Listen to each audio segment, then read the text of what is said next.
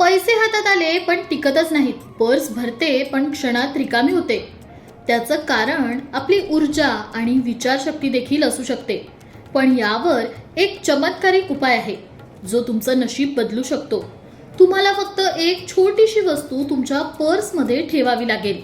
ती वस्तू म्हणजे एक सुपारी.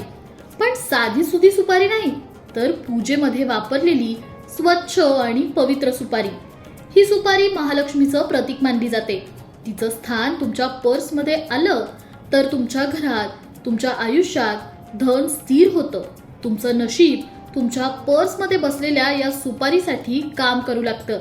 यामुळे अनपेक्षित खर्च, आर्थिक संकट आणि पैशांचा अपमान या सर्व गोष्टी हळूहळू दूर होतात. पण एक गोष्ट लक्षात ठेवा, ही सुपारी कोणाच्या हाताला लागू देऊ नका. ती फक्त आणि फक्त तुमच्यासाठीच असावी.